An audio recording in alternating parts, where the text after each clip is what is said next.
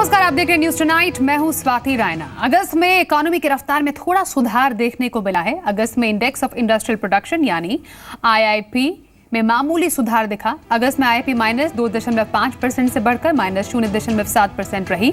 इस दौरान capital goods उत्पादन में खराब प्रदर्शन देखने को मिला और ये 10.1% से घटकर -22.2% हो गई। वहीं मैन्युफैक्चरिंग उत्पादन में सुधार देखने को मिला है। ये -3.4% से बढ़कर -0.3% हो गई।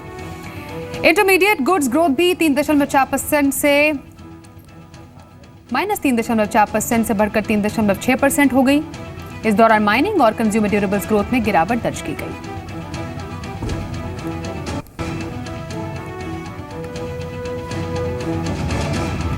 एनपीए के मोर्चे पर मोदी सरकार की मुश्किलें बढ़ती जा रही है। लाख कोशिशों के बावजूद बैंकों का एनपीए घटने के बजाय लगातार बढ़ता जा रहा है। महज 6 महीने में बैंकों के एनपीए में 15% की बढ़ोतरी दर्ज की गई है।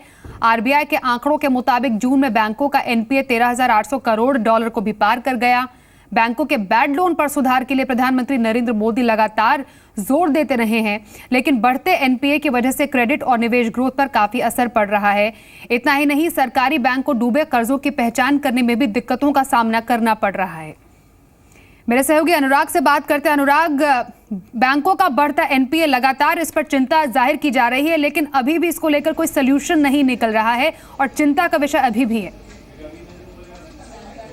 जी बिल्कुल, जैसा कि जो रिजर्व बैंक ऑफ इंडिया का लक्ष्य था मार्च 2017 तक जो बैंकों की बैलेंस शीट है या एनपीए क्लीनअप का जो टारगेट था वो कुछ आगे खिसकता हुआ पूरी तरह से दिख रहा है। एक आरटीआई से मिली जानकारी के मुताबिक जो एनपीए जो करीबन 8 लाख करोड़ के थे वो जो बढ़ के है 9.25 लाख करोड़ तक हो गए हैं, 9.25 लाख हजार करोड़ तक हो गए। तो ये जो बढ़ोतरी हुई है 15% की, तो इसकी वजह से जो है जो सरकार का एनपीए क्लीनअप का जो टारगेट था, आरबीआई का टारगेट था मार्च 2017, वो पूरी तरह से आगे खिसक जाएगा। और ये जो मैं आपको बताना चाहूंगा, जो एनपीए के आंकड़ों में जो बढ़ोतरी हुई है उसकी मुख्य वजह ये है कि जो रिस्ट्रक्चरिंग की गई लोन्स की वो पूरी तरह से फेल हुई है। रिस्ट्रक्चर्ड जो लोन्स हैं वो फेल हुए, तो इस वजह से जो नंबर ऑफ एनपीए अकाउंट नहीं बढ़े हैं, लेकिन जो एनपीए का जो आंकड़ा है वो काफी ज्यादा बढ़ गया है। और इसकी जो वजह है, जो इसके कॉन्सिक्वेंसेज है, वो ये होगा कि अब एनपीए की बढ़ने के बाद जो है बैंकों को प्रोविजनिंग ज्यादा करनी पड़ेगी और ज्यादा प्रोविजनिंग की वजह से जो है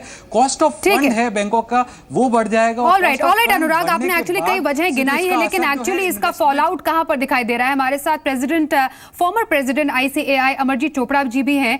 सर, एनपीए 6 महीनों में बैंकों के एनपीए में 15% बढ़ोतरी देखी गई है। एनपीए का टेंशन लगातार सरकार को सताता आ रहा है।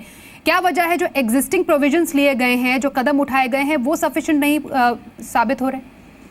नहीं, वो ये सवाल नहीं है। मैं ये कहना चाहूंगा, देखिए एनपीएस के बाकी कई कारण है। कुछ तो सैंक्शनिंग में या मॉनिटरिंग में डेफिशिएंसीज रही होंगी। कुछ इस वक्त जो इकॉनमी है वो मेरे ख्याल में उपयुक्त नहीं है जिसमें आप रिवाइवल देख पाए डिफरेंट अकाउंट में, पर्टिकुलरली जो मैन्युफैक्चरिंग यूनिट्स हैं जहां पर। और दूसरा ये है कि जो भी आप अकाउंट्स की बात कर रहे हैं उसमें restructuring is definitely an issue इस वक्त। और रीस्ट्रक्चरिंग में आरबीआई इस वक्त ये ट्राई कर रही है कि किसी भी तरीके से हम इससे बाहर आ सके, क्योंकि हर कोई भी व्यक्ति ये चाहता नहीं कि एनपीए लेवल जो है वो अनमैनेजेबल हो जाए। आरबीआई ने कोशिश की इसको किसी भी लोन को बांटने की सस्टेनेबल नॉन सस्टेनेबल पोर्शन में, और ये कहा गया कि नॉन सस्टेनेबल को हम इक्विटी कंट्रीब्यूशन में कन्वर्ट कर देंगे और सस्टेनेबल को जो है उसको हम नॉन परफॉर्मिंग रखेंगे। परंतु अब जो आरबीआई ने कदम उठाया है, जो अब सर्कुलर आया है, उसके अकॉर्डिंगली वो पोर्शन भी परफॉर्मिंग माना जा सकता है। तो ये कदम है कि आप इसके फायदे और नुकसान दोनों हैं कि आज की डेट में आप किसी चीज को परफॉर्मिंग करवा पाएंगे, परंतु अगर रिवाइवल नहीं होता तो यही अकाउंट बढ़ के आज से साल बाद, 2 साल बाद, 3 साल बाद एनपीए लेवल पे फिर खड़ा होगा। और हो सकता है उस वक्त सबस्टैंडर्ड भी नहीं हो, शायद लॉस एसेट ही हो या डाउटफुल एसेट हो। Absolutely. Okay, thank you so much Amarjeet Chopra ji हमसे एक्चुअली डिटेल में बात करने के लिए इस पर, और अनुराग आपका इस पूरी खबर पर और अपडेट देने के लिए।